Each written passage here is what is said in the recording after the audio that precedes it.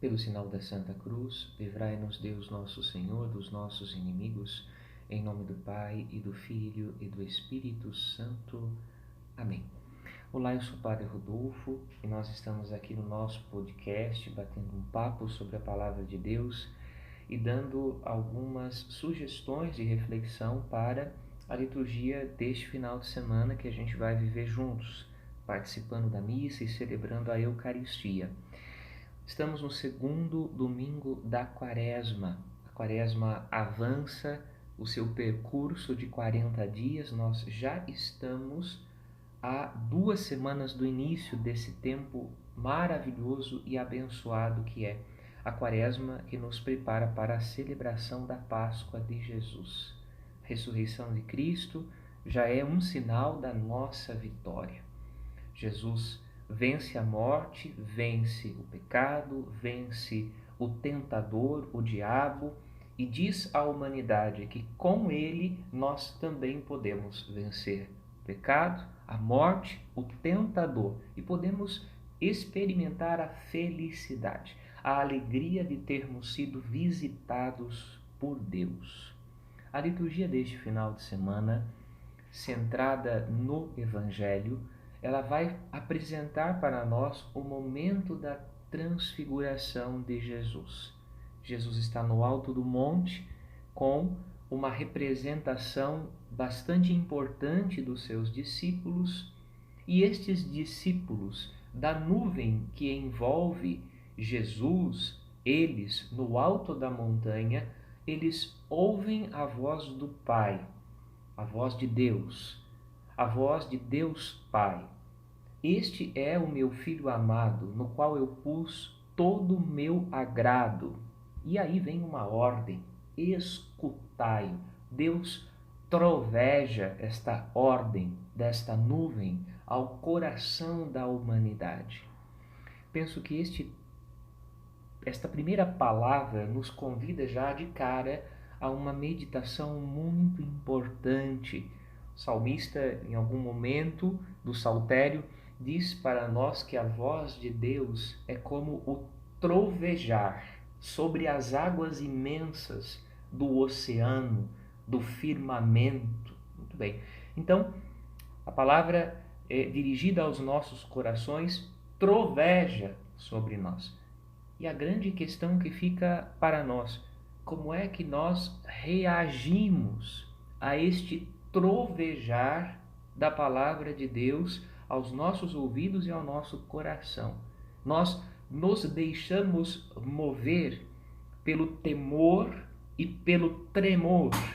Nós nos deixamos mover pelo temor de Deus que fala conosco, é Deus que está falando com a gente, e nos deixamos mover pelo tremor que a potência da palavra de Deus dirigida ao nosso coração nos faz experimentar, ou permanecemos indolentes, imóveis, como se nada estivesse acontecendo, como se não houvesse algo de diferente diante dos nossos olhos. Os olhos dos discípulos viram Jesus transfigurado. Os olhos dos discípulos viram a brancura envolvendo suas vestes. Era algo diferente. Como não dizer que Jesus era diferente? Como não experimentar a diferença que Jesus trazia consigo? Quem é Jesus? A resposta vem do céu. Este é o meu Filho amado, no qual eu pus todo o meu agrado. A liturgia deste domingo é uma revelação, é uma manifestação da face de Cristo, da glória de Jesus, da grandiosidade do seu ministério. Ele veio para salvar o seu povo dos seus pecados. Ele carrega a brancura, a alvidez. Ele tornará, por sua paixão, morte e ressurreição, alvas, limpas as nossas almas com a brancura da sua graça. Aqui neste caso, a luz, a brancura, a claridade reflete a pureza e a santidade de Deus, a santidade do Pai, do Filho e do Espírito Santo, que nos são comunicadas com o dom do nosso batismo e que podem ser recuperadas quando caímos no pecado pela graça do sacramento da reconciliação. Nele nós temos a oportunidade de renascer das cinzas, renascer para a vida nova, de termos novamente nossas vestes batismais restauradas, curadas e purificadas. A liturgia como um todo deste domingo é um grande patrimônio espiritual. Na primeira leitura, vemos a experiência obediente de Abraão. Deus dirige sua palavra a ele e ele experimenta temor e tremor e lança-se pelo caminho que Deus havia indicado. Abraão partiu como o Senhor lhe havia dito, conforme a palavra que tinha sido dirigida ao seu coração.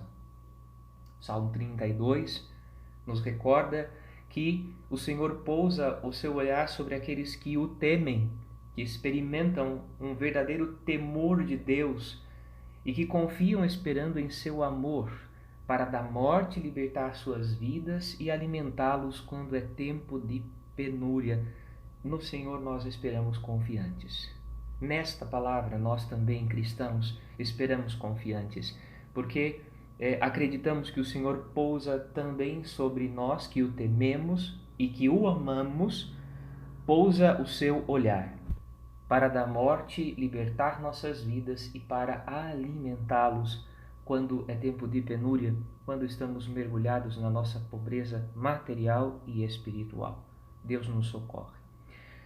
São Paulo, escrevendo a Timóteo, traz para nós esta palavra: a cruz virá. A cruz é o caminho da ressurreição. A cruz é o caminho da glória. Por isso diz São Paulo a Timóteo: sofre comigo pelo Evangelho, fortificado pelo poder de Deus. A cruz virá, mas a experiência da fraternidade, ela é uma solidariedade, não só com o crucificado, não só com a cruz de Cristo, mas é solidariedade com a cruz do próximo. E de modo todo especial, esta cruz é a cruz da perseverança na fé, da perseverança na verdade, a solidariedade na paixão pelo Evangelho, pela vontade de Deus. Sem dúvida alguma, esse é o horizonte mais elevado dessa solidariedade com a cruz do próximo.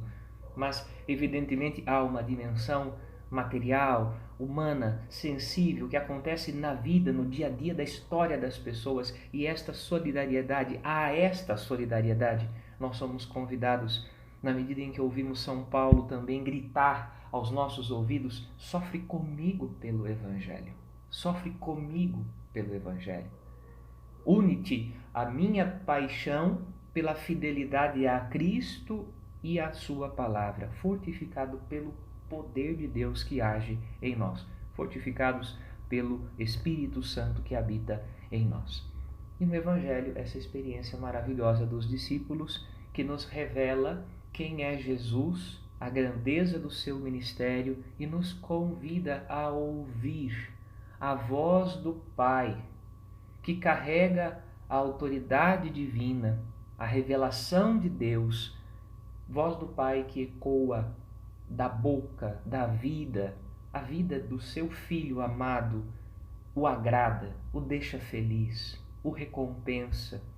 Por isso, então, escutemos a voz do Pai através da boca de Jesus, pela força do seu Evangelho. E esta voz de Deus que troveja sobre nós, esta voz também provoca profundas mudanças na nossa vida. É impossível permanecer impassível diante desta voz. Nos bons, naqueles que estão destinados à salvação, nos humildes, a palavra provoca conversão e transformação. Naqueles que são maus, naqueles que estão fechados para a palavra, naqueles que odeiam a Deus e a verdade, a palavra provoca ódio e inveja, como a inveja daqueles que condenaram Jesus à morte e continuam hoje condenando os cristãos à morte. Exultai, portanto, e alegrai-vos quando perseguidos, porque será grande a vossa recompensa nos céus. Ao longo desta semana, nós vamos meditando a palavra de Deus e ela vai guiando os nossos passos pelo caminho da Quaresma, iluminados por esta revelação maravilhosa que a transfiguração indica para nós. Na segunda-feira, a palavra do Evangelho de São Lucas é de Jesus exortando os seus discípulos: perdoai e sereis perdoados. Tratai o próximo do jeito como vocês desejam ser tratados. Perdoai as dívidas que o próximo tem contra vocês e também as vossas dívidas serão perdoadas. Na terça-feira de São Mateus, nós ouvimos Jesus dizer a respeito dos mestres da lei e dos fariseus: não imiteis as suas ações, pois eles falam e não praticam, falam com a boca, mas o seu coração está longe da presença do Senhor. Isso também não deve acontecer na nossa vida. Na quarta-feira, São Mateus traz para nós esta palavra de Jesus que exorta a humildade que vemos aqui no domingo em Abraão, humildade que vemos em Paulo, em Timóteo e que queremos que também transborde do nosso coração. Quem quiser tornar-se grande, torne-se vosso servidor. Quem quiser ser o primeiro, seja o vosso servo, pois o Filho do Homem não veio para ser servido. O texto continua: mas para servir e para dar sua vida em resgate por uma multidão. Nós somos parte desta multidão resgatada por Cristo e que é chamada à vida eterna, a uma vida de serviço e de fraternidade mútua, como um sinal do reino dos céus já neste mundo. Na quinta-feira de Lucas, a parábola do rico e de Lázaro, esta palavra dita de Abraão para o rico condenado: filho, recebeste teus bens durante a vida, e Lázaro, por sua vez, os males. Agora, porém, ele se encontra aqui em consolo e tu és atormentado. Por isso, esta palavra, que também é dirigida de Jesus para seus discípulos em algum momento do Evangelho: ai de vós ricos, ai de vós agora que vos alegrais e que pensais que tudo está bem, né? Então, é importante pensarmos, quando temos tudo, quando não nos falta nada, quando a nossa vida é apenas satisfação e regozijo, será que realmente nós estamos vivendo nossa fidelidade à palavra de Deus e à vontade de Deus? Será que a ausência de cruz é sinal de plena benevolência? Ou será que, de repente, a ausência de cruz é um sinal de que nós não estamos seguindo o caminho de Cristo, mas estamos seguindo um outro caminho, talvez o caminho da perdição? É o que diz Abraão, tanto ao rico como a Lázaro. Diz ao rico: lembra-te que tu recebeste teus bens durante a vida. A vida era apenas regozijo. Não havia paixão, não havia cruz, não havia sacrifício, não havia penitência, não havia entrega, não havia doação. Lázaro, porém, recebe sofrimentos, pois era um pobre, um mendigo e um abandonado. Recebeu males. Porém, na eternidade, Lázaro é justificado e contempla a face de Abraão, contempla a salvação, é integrado à pátria dos salvos. E o rico está no inferno, condenado e atormentado por suas iniquidades. Nós não queremos isso para nós. Queremos que a graça de Cristo transborde na nossa vida aqui, para podermos contemplar a face do Pai no céu e recebermos a recompensa da vida eterna. Na sexta-feira, a parábola dos vinhateiros homicidas de Mateus traz para nós esta realidade e esta pergunta que é o próprio Espírito Santo que faz ao coração da igreja. Eles agarraram o filho, jogaram-no para fora da vinha e o mataram. Pois bem, quando o dono da vinha voltar, o que fará com esses vinhateiros? Quem nós queremos ser? Nós queremos ser aqueles que abraçaram o filho e seguiram o seu caminho de cruz para a ressurreição, ou nós queremos ser aqueles que tomaram o filho, jogaram-no para fora da vinha e o mataram? Pois, dependendo da escolha que fizermos, estará diante dos nossos olhos a salvação ou a condenação? Esta é a pergunta que precisa ecoar também dentro do nosso coração. E, finalmente, no sábado, a parábola do filho pródigo, do pai misericordioso, do filho mais velho, traz diante de nós, em São Lucas, lá no capítulo 15, esta palavra maravilhosa que é um transbordamento do coração do Pai misericordioso. Filho, tu estás sempre comigo e tudo que é meu é teu. Mas era preciso festejar e alegrar-nos, porque esse teu irmão estava morto e tornou a viver. Estava perdido e foi encontrado. Esta é a experiência que Deus faz no seu coração e que o leva a perdoar-nos, a alegria de acolher de volta na casa aquele que estava perdido e que foi encontrado. Por isso, voltamos à segunda-feira com a liturgia do Evangelho de Lucas, que diz para nós: perdoai e sereis perdoados, pois com a mesma medida com que medides os outros, vós também sereis medidos vós.